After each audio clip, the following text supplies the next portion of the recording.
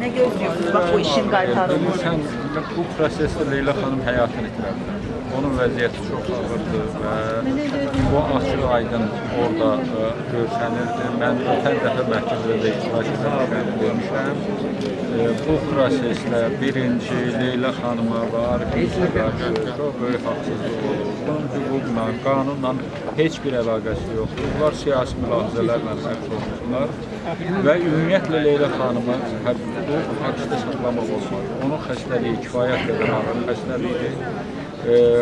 O formada onu həbsdə saxlamaq Azərbaycan Konstitusiyasına, Azərbaycan qanunlarına, Azərbaycanın qoşulduğu beynəlxalq konvensiyalara yerlidir, kökündən ziddir.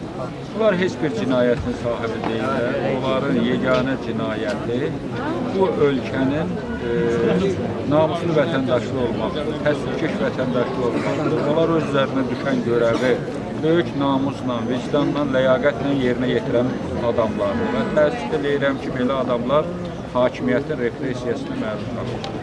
Əlbəttə, işin yenidən ağır cinayətlərə göndərilməsinə siz münasibətsiniz. Bilirsiniz, heç bir normal məhkəmə baxışından söhbət gedə bilməz. Açıq-aşkar Leyla xanımdan qisas alırlar.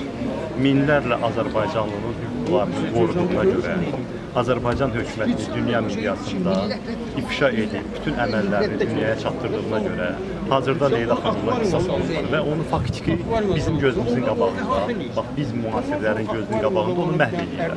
Bu məhkəmə deyil, bu adamın cinayət əməlini sübut eləmək cəhdi deyil, onsa heç bir cinayətdən söhbət gedə bilməz. Burada açıq-aşkar ağır xəstə olduqlarını bildikləri adamın bu şəkildə uzada-uzada, mənasız şəkildə ertələməklə məhkəmə proseslərini elə orada onun həyatına təhlükə yaratmaq istəyirlər.